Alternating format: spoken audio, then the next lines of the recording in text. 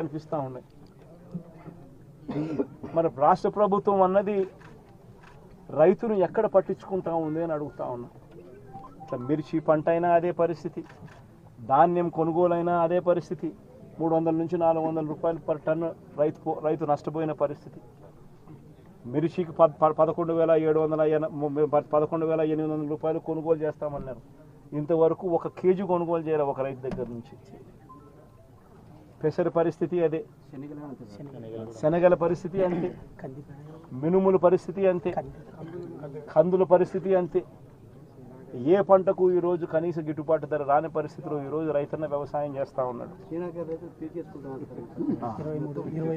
రైతన్నలకు చీనీ చెట్లకు సంబంధించి గతంలో ఎప్పుడూ చూడని రేటు వైఎస్ఆర్సీపీ హయాంలో రేట్లు వస్తే టన్ను లక్ష రూపాయలు 75,000 రూపాయలు అమ్మిన రోజు నుంచి చూస్తే సూట్ అనేది లేకోకుండా, కమిషన్ అనేది లేకుండా కొనుగోలు చేసే పరిస్థితి గతంలో ఉంటే ఈరోజు 23,000, 15,000, 18,000. కోవిడ్ టైంలో లారీలు డీజిల్ మనమే పెట్టి రైతులకు డైరెక్ట్ అకౌంట్ వేసినాం సార్. 12 కోట్ల రూపాయలు రైతులు డైరెక్ట్ రేటు మన కోవిడ్ రేటు ఉంది సార్. లారీలు మనమే దారుణంగా ఉన్న పరిస్థితి. నేనైతే ఒకటి చెప్తా ఉన్నా, ఈ 4,000 ఎకరాలకు సంబంధించిన ఈ ప్రతి రైతన్నకు నేను ఒకటే భరోసా ఇస్తా ఉన్నా.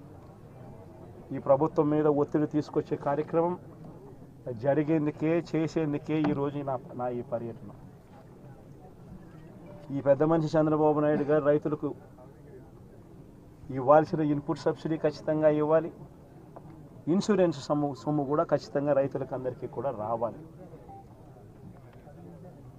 ఏ రైతన్నకు కూడా ఇవి రాని పరిస్థితి ఎక్కడైనా ఉంది అని అంటే మాత్రం ప్రతి రైతన్నకు నేను ఒకటే చెప్తా ఉన్నా, కళ్ళు మూసుకుంటే సంవత్సరం అయిపోయింది, ఇంకా కళ్ళు మూసుకుంటే మరో 3 ఏళ్ళు ఓపిక పట్టండి. వచ్చేది మన ప్రభుత్వమే.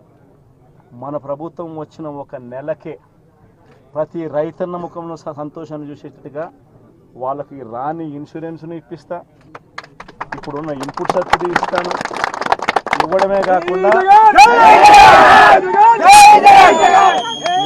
కాకుండా ప్రతి రైతన్నకు 2023లో ఏ రకంగా ప్రతి రైతన్నకు 50,000 రూపాయలు మళ్ళీ ఇచ్చినట్టుగా ఆ డబ్బు కూడా మళ్ళీ ఇచ్చే కార్యక్రమం కూడా ఖచ్చితంగా రైతన్న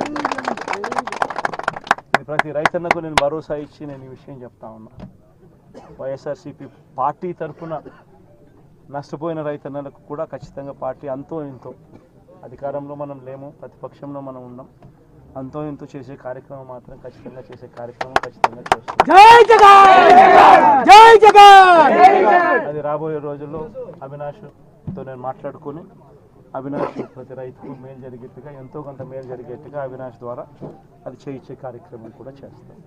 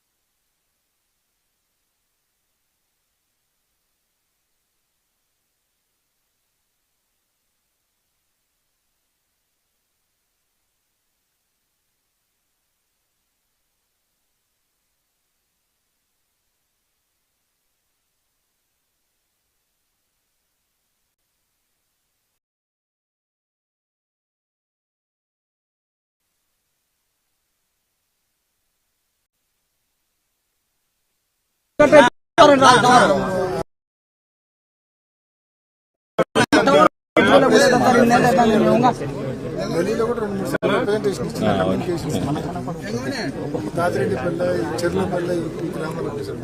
అడవిలో తాండాల్లో ఉండే వాళ్ళు కూడా ఇబ్బంది పడుతున్నారు. మా ఊర్లో అంతా